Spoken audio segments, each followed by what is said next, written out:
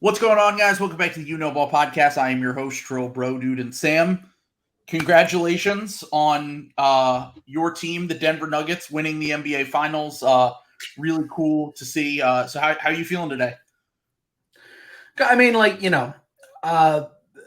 when my team won, I realized, it kind of fucking sucks, the NBA. It's annoying when I'm the finals MVP. It's very frustrating when I'm the MVP of the league. Guys would literally kill people to, be the finals MVP, but I'm just kind of annoyed by the whole thing. It's very frustrating. So that's kind of where I'm at.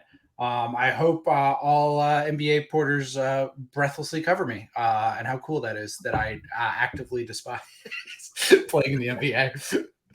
I was gonna say I would have more. I need, first off, I do respect Jokic as a basketball player. I would have more respect for him if he just started showing disdain for literally. He shows disdain for the sport, but he needs to show more disdain for the media and how he cover it in general. That's where I was. Yeah. I was saying this in a group DM. I think you were in the group DM with me where I'm saying this. Like, I would respect it way more if he all the NBA reporters who breathlessly this is crazy. Look at this guy. Yeah. If Jokic was just I fucking hate you. Get away from me. If he was just straight up read that. If he treated them the way Kyrie treats them, you know what I'm saying? Way better. That would be so much better. Yeah. Yeah. Right. Yeah. Well, with some different opinions behind it. Yeah. But no. Yeah. I mean, no. Genuine congratulations to Nuggets fans. I know. I'm critiquing. I've critiqued the path, but the truth is that there's no such thing as a soft NBA Finals win. It's always fucking hard, no matter what. Every team gets some good luck to some extent. I think I only bring that up to push back on the idea, because this fucking happens every time there's an NBA champion, where it's oh, can they win 3 in a row? It's well, probably not, because that's just really fucking hard. The only team to do that was the Warriors adding to a 71 team, a 2-time MVP or whatever the fuck Durant was, because of a crazy cap spike. They probably won't win again next year, and that's fine. That doesn't mean that this was Fugazi. No. You win this is what you win the championships for. Ask the Boston Celtics. That's my fucking team. Or any other team. They were definitely a championship worthy team. They certainly just took care of the job. I mean, the fact that they took out the Miami Heat in the fashion that they did, I have to just thank them so much. That the Miami Heat fans, they struggled for 3 days, and then they found out that they're going to get a guy who's made 3 All-Star teams for Tyler Hero. So, I'm so excited. Let's fucking go. Everyone is screaming at me McConaughey in Interstellar, pounding on the glass. No! He's doing it again. I'm telling you, I'm dying with this. So I just pointed out the proof that the Denver Nuggets are good is that they won the NBA championship. The Miami Heat, Jimmy Butler, Miami Heat never won the championship because they're not good. So you can't win the championship with your freak luck. So sorry. Your freak luck will never win you the championship, bozos. So yeah, Miami Heat. I'm really excited for them to ruin their franchise for 10 years with this Bradley Beal trade. Cannot wait. Well, we'll see if that happens on draft night. If you want to hear our full thoughts on the Bradley Beal trade, we did a podcast yesterday, a stream on this. The audio is up on the You Know Ball Patreon. This is the 5th episode that we're doing this week. I talked about the Rockets offseason, the Thunder offseason, and some draft stuff as well. So if you want to check those out, all of those podcasts are available on the You Know Ball Patreon. But before we get into anything else, let's talk about our sponsors from Underdog Fantasy. The season's over. I can't get picks wrong anymore. But as you can see here as I pull up, you can use the promo code SLOP, that's S-L-O-P, to go on Underdog and get a $100 deposit match today. And they already have some NFL stuff up on there for next season. They have Best Ball, where you can build a team on there and you can enter to win. First place gets $3 million. There's up to $15 million in prizes. Right now, you can go on Underdog, and as you can see here, they have a few different things going on with the NFL. So if you want to do some fantasy stuff, some year-long fantasy stuff with Underdog. They also have Pick'em for the season-long stats for NFL players. You can go higher or lower on Jalen Hurts passing yards, for example, rushing yards, those kind of things. So go on Underdog today. Sign up for that. We have a bunch of other stuff coming with Underdog that should be fun as well. So check it out if you have not already. It supports the program, and I would really, really appreciate it. So, all right. So back to the NBA. We have a lot of slop going on. There's slop dropping left and right. But this is the biggest slop that we've gotten recently. Obviously, the Bradley Beal stuff like that. We recorded that yesterday. Like, that seems pretty certain it's going to happen. But the Bradley Beal thing has kind of been this cloud that's hanging over the slop world for about 2 or 3 years now, where we knew at some point this was going to happen. The thing that we didn't know was going to happen that could possibly happen, it seems like the amount of people that are talking about a Zion Williamson trade, it feels like if it doesn't happen right now, this is kind of the beginning of the end at the very least.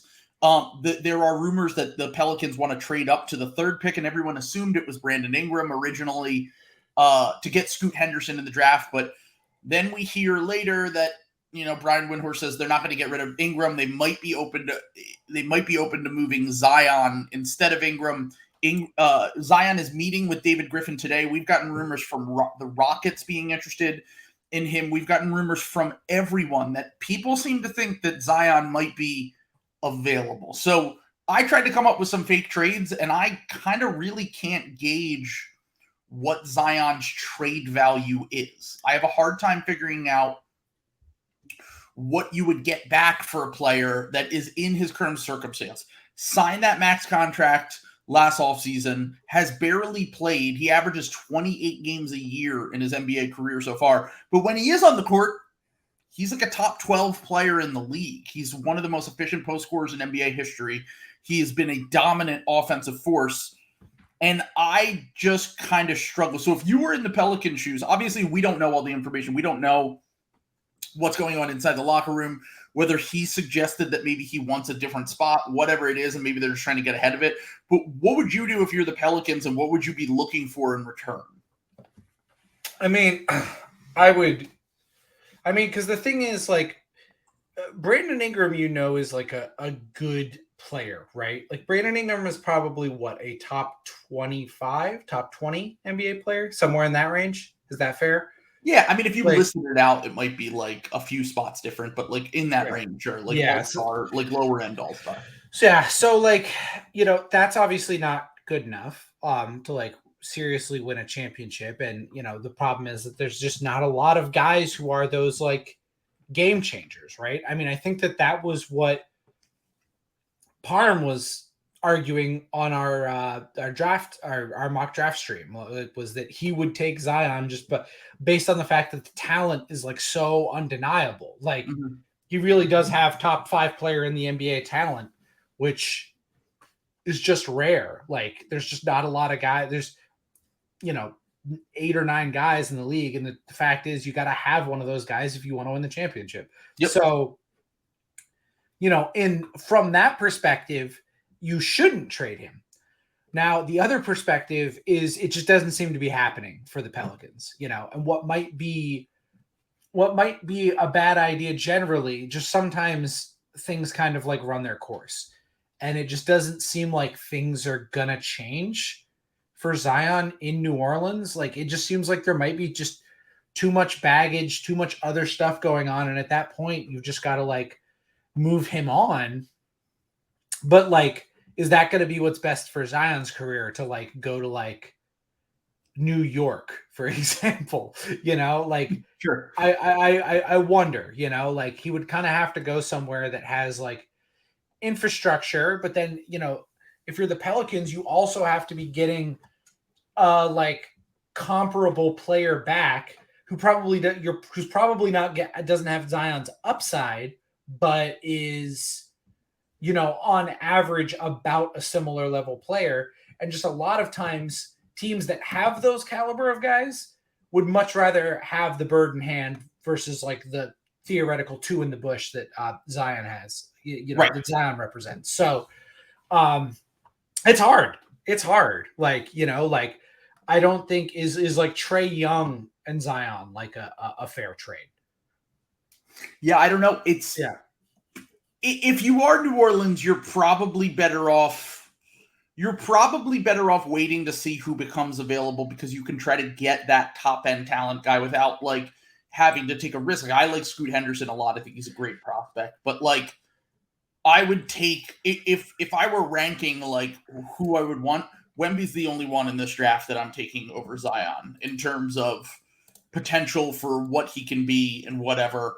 I'm going Zion too. Like these rumors that are coming out about like Houston offering the 4th pick for Zion is like kind of crazy to me, because like we said, I know that he hasn't been on the court a lot, and maybe there are things, maybe New Orleans is only doing this trade because they just believe Zion is never going to get healthy based on his medicals and based on, his work ethic and like getting rehab and the stories that we've heard coming out. But at the same time, like you said, there's only like 10 to 15 players in the NBA that truly, at the end of the day, really, really matter. And we just saw, someone did a post the other day that was like 40 of the last 44 champions had a player that has won an MVP in the NBA. Like, and so like Zion, if healthy, could be an MVP level player. And the Sixers were in this position with Joel Embiid after a few years when he was in a position where didn't play his first 2 years, barely played his 3rd year. They extended him. He played a lot more in his 4th year, but like through 4 years, he had played even less games than Zion Williamson. And then finally in his 5th year, 6th year, things really started to click for him. He was able to get healthy, and he has now turned into an MVP himself and is one of the few players in the NBA that really matters. So like the idea that New Orleans should be open to trading him, I don't think I agree. Now, the one part that people did bring into account here was this new CBA is going to make it for these teams like New Orleans. They have 2 max guys in Ingram and Zion. They have a 3rd guy that makes just below the max in CJ McCollum. And then they have a guy in Trey Murphy who's also rising right now that will probably demand on his first extension, in which will kick in like 2 years, will probably demand somewhere in like the 20s in terms of contract. If not, we'll see how he performs over the next year or two, but he'll certainly be bringing in a lot of money. So now you're talking about like all this money for these few guys that can't stay healthy. Like Zion and Ingram both have their own health issues. But if I'm New Orleans, I'm probably not entertaining it unless I can figure out a way to get one of those guys that is kind of like you said, like maybe a Trae Young or like maybe even Trae. I mean, the other thing is that like stars won't put New Orleans on their list, but there might be certain guys where we're getting to the point where like one, everyone's already made their move and moved all their assets. So like the teams that they would want to go to, like the Clippers or the Bucks or some of these teams that are like currently, contender-ish, or the Heat if they make this Miami or if they make this Bradley Beal trade, like we might be running out of places where stars can demand to go, and they have enough to get that star back. So a team like Houston, like if I were Houston, to me, the 4th pick for Zion, if that were a real offer, I would do it in a heartbeat. That's completely worth the risk to me, because right now we kind of have nowhere to go. And unless it becomes like, I try to think of a situation where a team had a really good young player. It's literally the only comp I can think of here is Ben Simmons. Oh, okay. I was going to say they had a really good young player and ended up not trading him. And over time, his value got worse. And Ben Simmons was, and now that we look at it in retrospect, the Nets were like, oh my God, why did the Nets do that kind of thing? Whereas the majority of these times with these young guys, we're just like, wait it out, see see what happens. And more often than not, they can turn it around, and then it turns out better for the team that makes that doesn't make the trade. I mean, hand down, man down. I thought the Nets kind of won that trade, to be honest. like when it happened, like because I thought Ben Simmons was guy. I did not realize. I thought a change of scenery would fix Ben Simmons, and it clearly did not. So like I think, I gotta kind of own up to that one, like.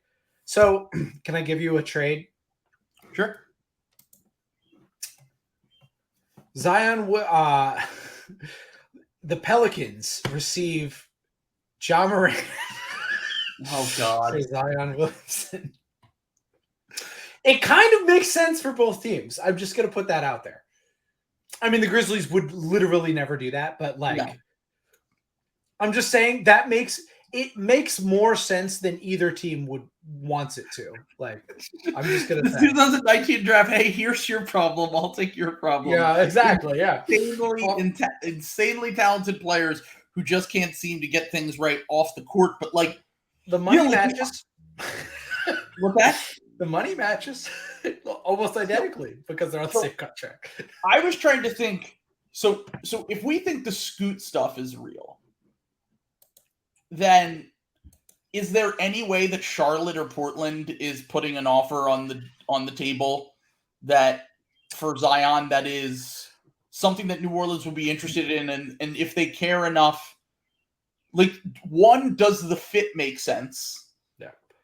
And two, is there enough that you can give up? Because like Charlotte doesn't have anything. Charlotte's like an amorphous blob. So like Charlotte is literally their only real asset is the second pick, unless they're willing to trade LaMelo. Which, if you're trading LaMelo, what's the point in getting Zion? Right.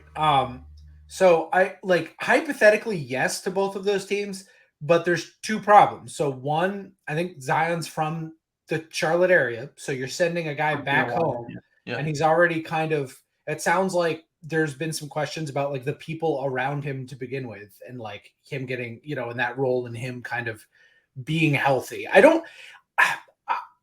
If I come off like I'm boomering, like apologies, but like it does seem like there is a difference, that this isn't a boomer thing. Like it does seem like Zion kind of had more control over this situation and isn't necessarily putting the work. Like, how do you read those tea leaves? I guess I would say, because I'm kind of believing that he has not necessarily put in the work for it, but like, how do you read those reports? Like, I don't know. I kind of struggle with it because I don't think that he ever wanted to be in New Orleans in the first place, and I think that I think that part of it is if he were to get to a situation like, I mean, I always use this team as the example, but like, if Miami were to trade for him, everyone would be like, "Oh, he doesn't fit the Miami Heat culture," and it's like, I'm sure he'll give a shit. No, they would.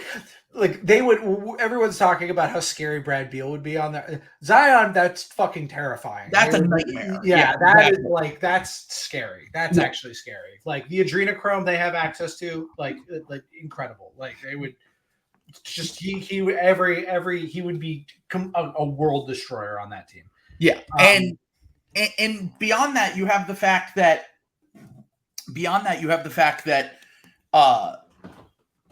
I think Zion, I don't really know what to make of like the off the court stuff. I don't know nearly enough to really make an informed decision on it, but everything we've said, it just sounds like a guy who is like, will you just fucking trade me already? Like, that's the only reason I think that New Orleans might be entertaining this. Because if I were New Orleans, I would be like, I'm not trading this fucking guy. He's too good for me to trade. Mm-hmm. But the fact that he hasn't been committed to his rehab multiple times now have been at least reports coming out. The way that the players were talking about him after the season, do you remember that when they lost in the play-in? And yeah, well, CJ and class trader CJ McCollum was throwing his fellow player under the bus, something he's grown quite accustomed to over this last year. Yeah. But also Brandon Ingram did. And like Brandon Ingram is a guy that's been there with Zion since the jump in New Orleans. They've now played together for 4 seasons. And if he's a young player who's like talking about, hey, I played through injury, I wanted to be here, all that shit. CJ said similar shit. We all want to be here. We need to show up. We need to do our work. We need to do whatever. And they're all taking thinly veiled shots at Zion. That's where this becomes a different story to me. And like, maybe you have to move on from him if it is just becoming like too big of a distraction too toxic for what your situation is. But like, what team would he want to go to where he would be committed? Because like, we don't know if he would care about like going to Portland. Like Portland could theoretically put an offer on the table, but like, does he fit with Dame because of the defensive issues? Although that offensive fucking duo would be insane. That's also just like, that would like cause like 3 million deaths in the Pacific Northwest, like with Blazers fans in the history of injuries, like trading for Zion, like that. Just, I don't want that for Blazers fans. Like, I just don't. Like, that's just, it would certainly be stressful. Yeah, it's just too mean. But I mean, I don't know. Like, I you and I were talking a little bit off air before this, and I'm just like, I'm clicking around the trade machine, and it is really hard to find what his value is and what that trade, would look like. Yeah, and it's just, I don't know. Like, unless New Orleans' number one priority is just getting a prospect like Scoot to one, reset the money timeline. So like, look, if you get Scoot and Scoot hits, then you have Brandon Ingram on a max contract. You could probably kind of reshape your team a little bit, and like that at least changes your timeline. And if you're a GM and you're like, I'm trying to keep my fucking job here, at least that resetting of the timeline for David Griffin could be like, look, we have all these picks. We still have every fucking pick in the world.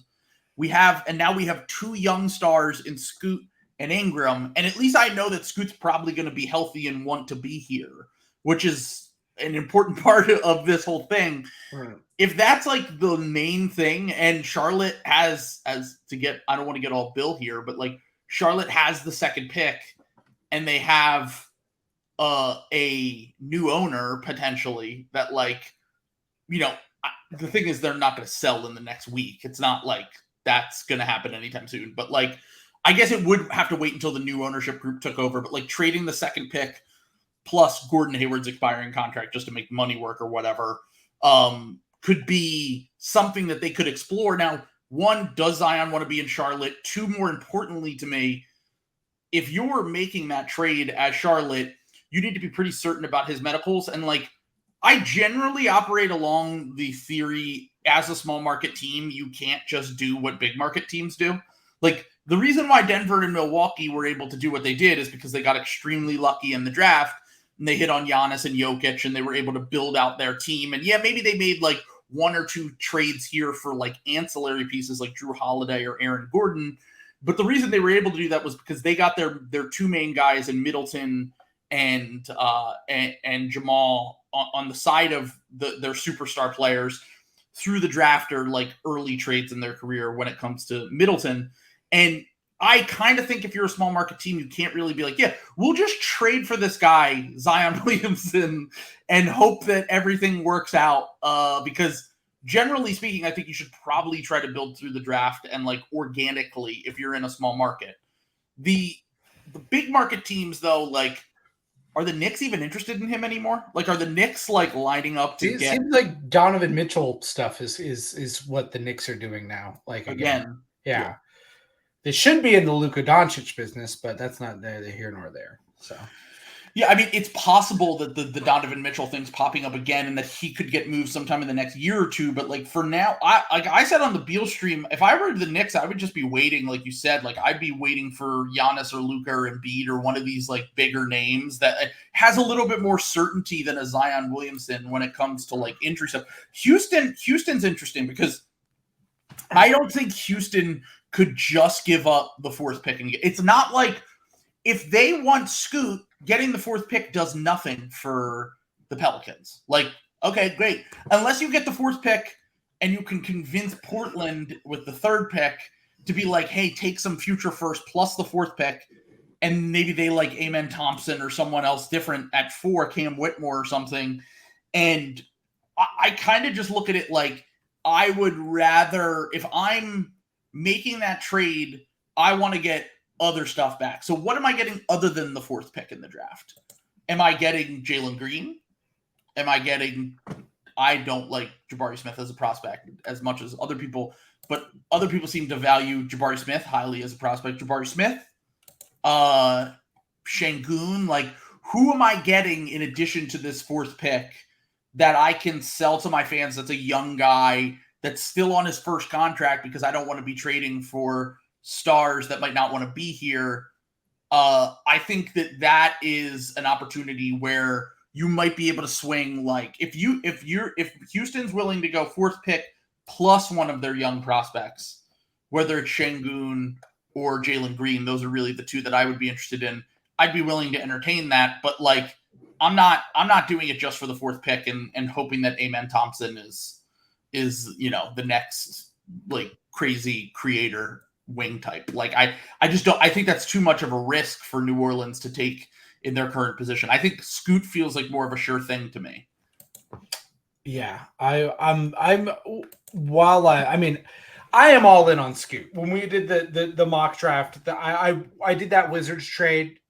Even though we took Scoot at 2, I just executed that Wizards trade just because I took the time to cook up that war crime.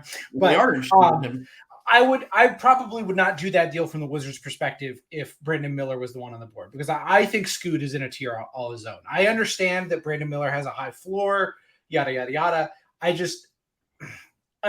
think Scoot is a worthy number 1 pick in a lot of drafts. I think of him as like an Anthony Edwards type of talent, if that makes sense. Like, yeah. Like he obviously is not 1-to-1. He's not as big, but everyone was really excited about Ant that draft. Like he wasn't a clear number 1, but like everyone recognized this guy could be a franchise player. I think Scoot could be a franchise player. I don't see Brandon Miller that same way. I see Brandon Miller as like a guy who maybe gets to an all-star team, like later on in his career. I just don't think he's like monstrously changing your fortunes. I would take him absolutely if I were Charlotte, and I wouldn't look back because you're just fucked. And maybe that's what they still might do, but I think that the idea is that they're probably going to take Brandon Miller. War crime I just cooked up. Let's go. The Brooklyn Nets receive First off, share it on the screen first. Okay. I think people need to see this. Okay. I mean, it's not that complicated, but okay. It's gross. I forgot that we have the different thing here because I would have to. Oh no, wait, I can just do it here. Never mind. Share your screen from the settings. There you go. Okay. So the Brooklyn Nets get out of here. I was like, wait, how does this money work? And then I saw the Pelicans and I was like, oh no, for anyone who's listening, it's Anthony Simons and Zion Williams going to the Nets. The Trailblazers getting Mikal Bridges and the Pelicans getting Ben Simmons in the 3rd pick in the draft. I mean, look, if Scoot's your number 1 target and you have to take back some money to make it work and you hope that you can like save Ben's career, or maybe there's a 4th team you could get involved just to take Ben's contract for like an extra first. I mean, maybe, yeah.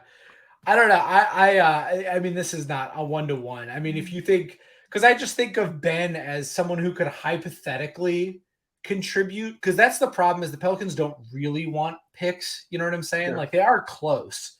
Like what they gave the Suns hell last year out of the 8th spot, like without Zion. So it's not like they need some of this other stuff, but I don't know. I just think it's so hard. It's just so hard to do this. I mean, I really think the closest I can come is the fucking John Morant trade. Like it's like a realistic trade.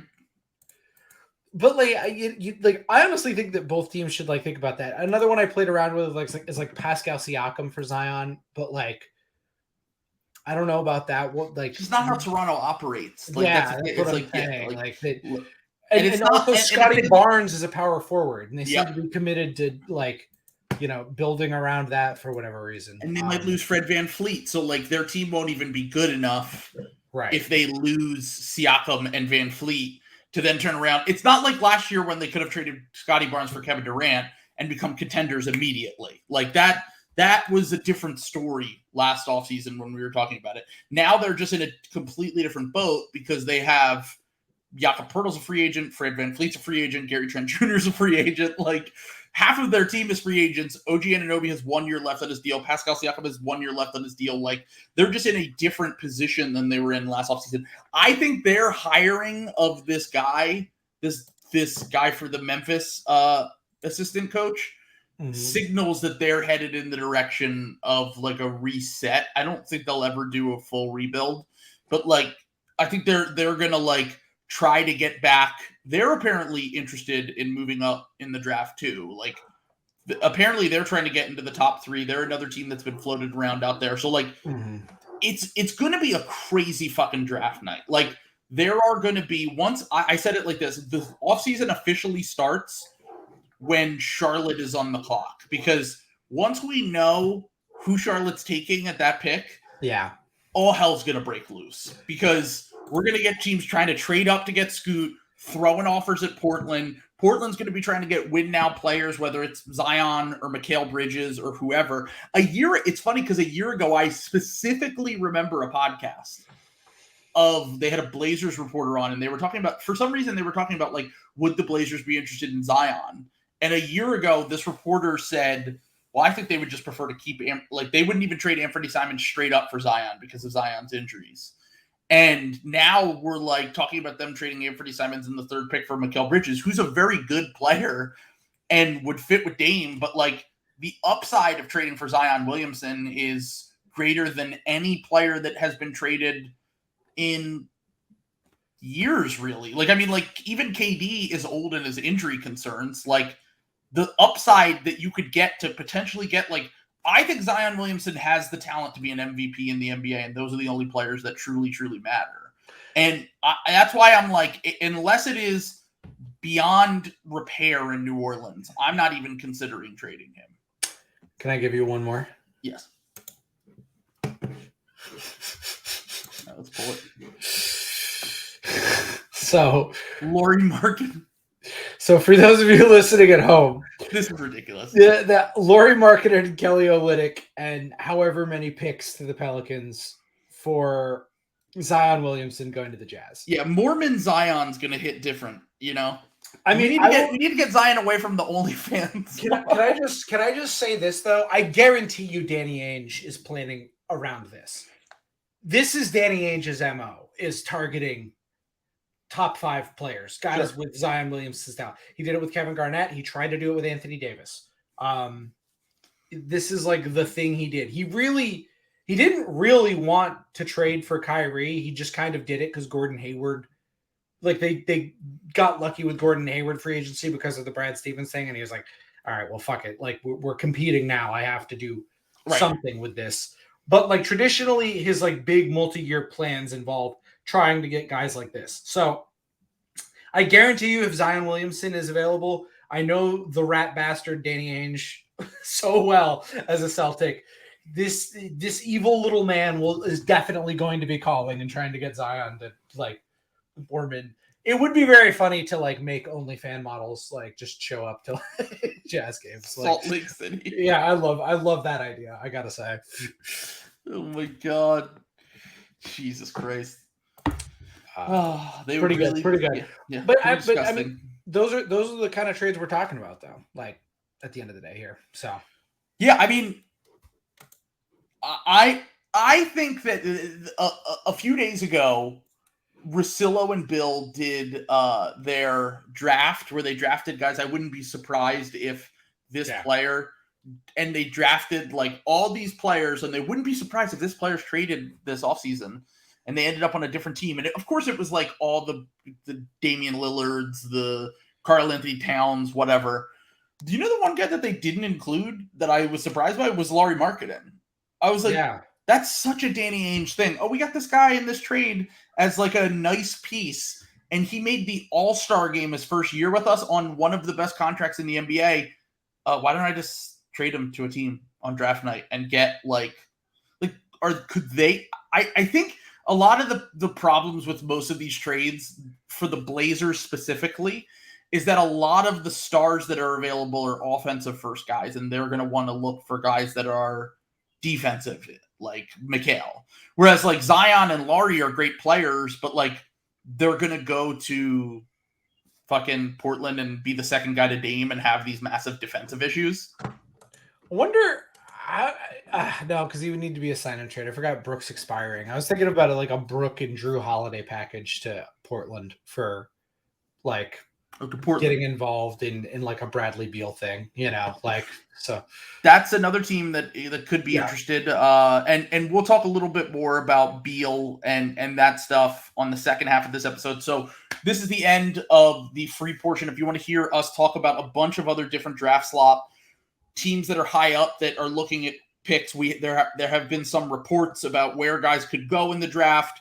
There's also some Zach LaVine slop that was out there today about him potentially being moved this offseason. Kristaps Porzingis. There's a ton of different names that could be on the move. So if you want to hear us talk about that, the link is in the description. Subscribe to the You Know Ball Patreon.